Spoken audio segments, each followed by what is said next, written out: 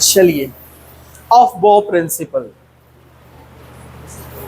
Of बॉ यानी building up, ये हमने पीरियोडिक टेबल में देख चुके हैं, याद है आपको? ऑफ बॉ प्रिंसिपल। ओके, एक hunts rule of maximum multiplicity बोल के एक रूल है, वो भी अपन देखने वाले हैं। पहले इसको देख लेते हैं हम, ऑफ बॉ प्रिंसिपल। ऑफ बॉ प्रिंसिपल ये बोलता है कि इलेक्ट्रॉन पहले लोअर एनर्जी में भरेंगे, उसके बाद हायर एनर्जी में जाएंगे। जैसे अभी मैंने आपको बताया कि जो के शेल है, क्या बताया मैंने आपको? के शेल, उसके बाद कौन सी शेल है? एल। एल के बाद कौन है? एम के बाद, उसके बाद एन इज इक्वल टू क्या रहता है? 1 2 3 4 5। तो आगे जैसे जाएंगे तो एनर्जी बढ़ रहा है कि कम हो रहा है? बढ़ रहा है। तो रूल ये है कि ये रूल बोलता है कि पहले लोअर एनर्जी में इलेक्ट्रॉन फील होंगे, उसके बाद हायर एनर्जी में, वो जब भर जाएंगे उसके बाद आगे। समझा आपको? तो वो बोलता है कि सिर्फ ऐसा शेल्स में नहीं, सब शेल में भी होगा। सब शेल में भी एनर्जी जिसकी कम होगी, पहले इलेक्ट्रॉन वहां पर भरेंगे। समझा आपको?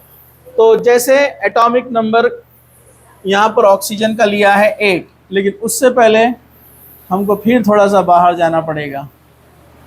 चलिए देखिए, यहाँ पर साथ छोड़ दे रहा है उनका वो, ठीक है। इधर देखो, ये जो ऑफ बॉ प्रिंसिपल जिसको बोलते हैं बिल्डिंग अप, ये बताता है एनर्जी लेवल को। ये आपको धीरे धीरे प्रैक्टिस से आ जाएगा।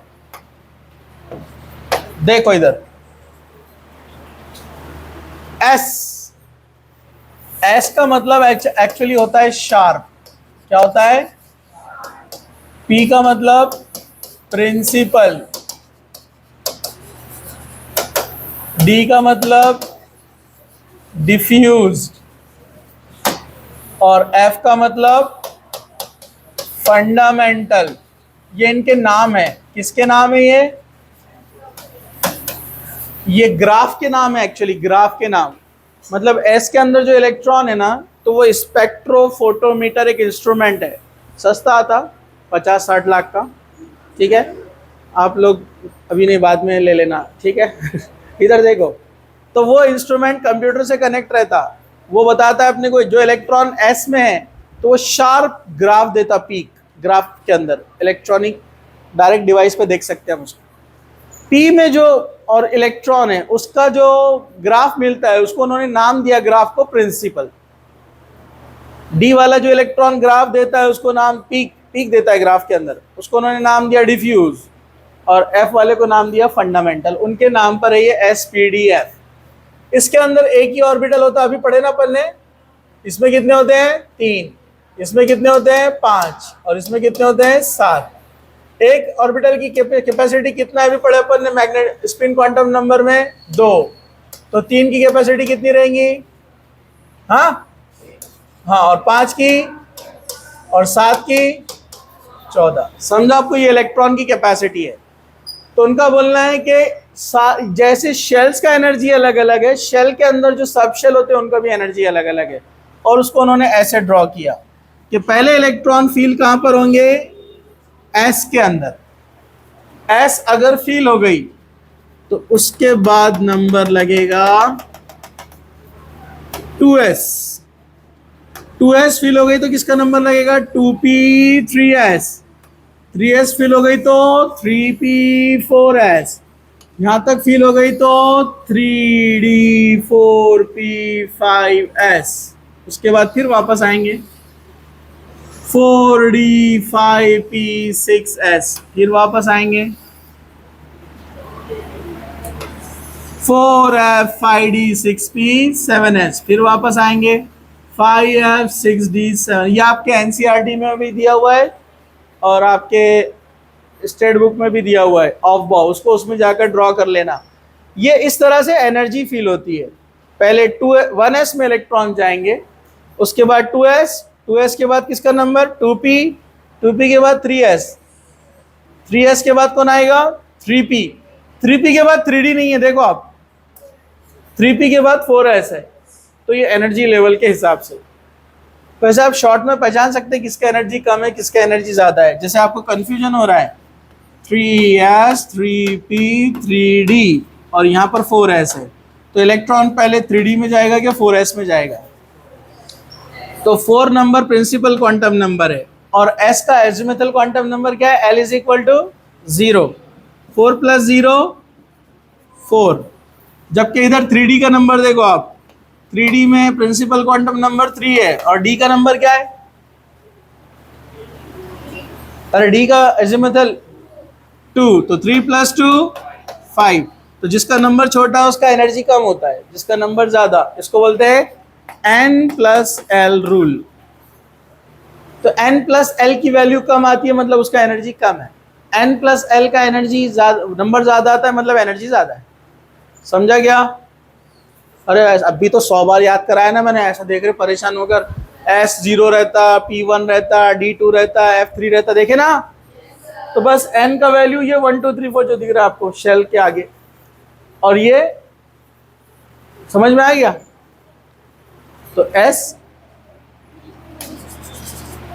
आप लोगों को ऐसा नीट एंड क्लीन लिखना पड़ता है। 4s मतलब ये n का वैल्यू है और ये l का वैल्यू है।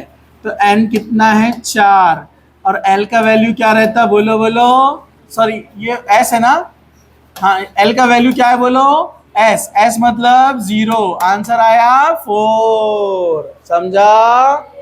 हाँ अब ये देखो 3D, ये 3 कौन है? n, और ये कौन रहता? l। n का नंबर कितना है? 3, और l का नंबर d मतलब कौन? 2, मतलब आंसर आया 5। अब समझा? इसलिए 4s पहले आता और 3D बाद में आता, ये आपको याद रखना है। बहुत डबल एनर्जी। इसने फिर साथ छोड़ दिया इसका।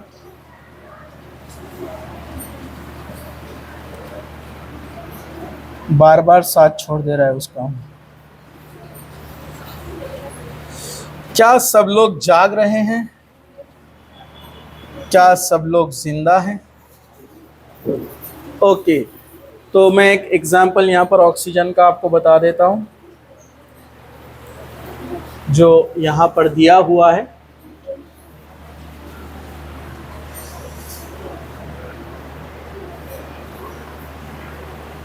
पहचाना इसने उसको?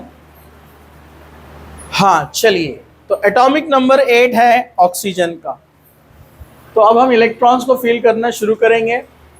तो 1s में पहले 2 इलेक्ट्रॉन आएंगे, एनर्जी कम है, फिर 2s में 2 आएंगे और 2p में 4 आएंगे।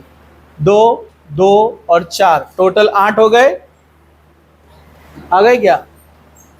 ठीक है। और ये जो इलेक्ट्रॉन हम फिल करते हैं ये कैसे भरते हैं? इसके अंदर 1 2 3, फिर उसके बाद चौथा इधर आता है, पेयरिंग करता है। हंट्स रूल बोलते हैं इसको, हंट्स रूल। आगे छोटा सा पॉइंट है हंट्स रूल, मैं आपको बताता हूँ। ठीक है, तो ये समझ में आ गया आपको? Electron will fill according to their energy level. Energy level के हिसाब से इलेक्ट्रॉन अंदर जाएंगे। तो उसका डेफिनेशन है, electron in their ground state fill up the orbital of an atom in order of their increasing energies starting from lowest energy level moving toward the highest energy level। 1s 2s 2p 3s 3p 4s 3d। समझ में आपको? Energy के हिसाब से वो बढ़ता जाएगा आगे। जैसे शेल में लोअर से हायर जाता है, सब शेल के अंदर भी आपको वो ऑर्डर फॉलो करना पड़ेगा। ठीक है? हाँ, इसमें कुछ मुश्किल? नो मुश्किल? कुछ मुश्किल? नो मुश्किल? मेरे ख्याल से मैंने आपको ये समझा दिया है, इसकी ज़रूरत आपको नहीं पड़ेगी अभी। हम आ जाते हैं आगे।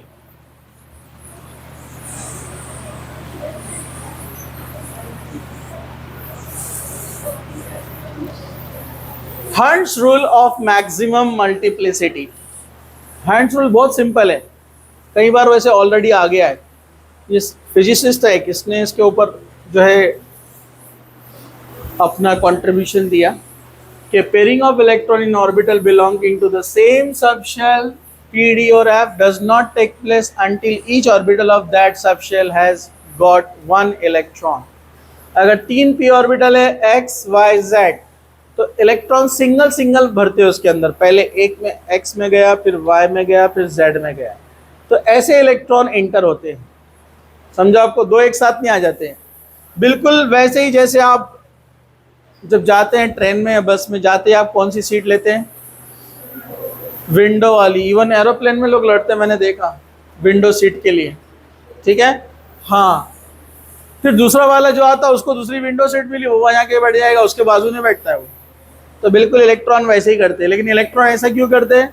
उनको बाहर देखने का रहता है, झाड़ पहाड़ नहीं।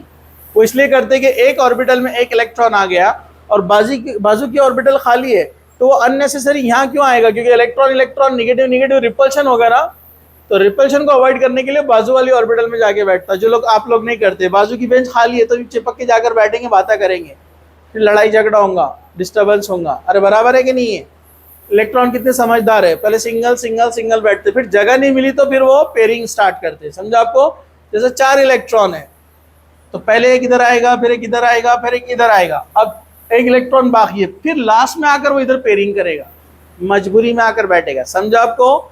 यही है hunts rule of maximum multiplicity, कि इलेक्ट्रॉन फर्स्ट फील सिंगली, पहले इलेक्ट्रॉन सिंगल सिंगल भरेंगे, जब पूरी हो जाएंगी तो बचे हुए आकर भी पेयरिंग करेंगे, वो भी अपोजिट स्पिन से, एक क्लॉक दूसरा एंटी क्लॉक।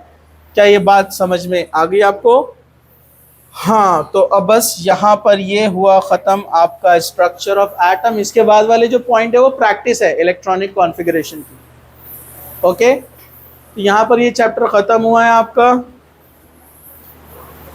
सैटरडे को इसके न्यूमेरिकल्स होने वाले हैं, कोई एब्सेंट नहीं रहेगा।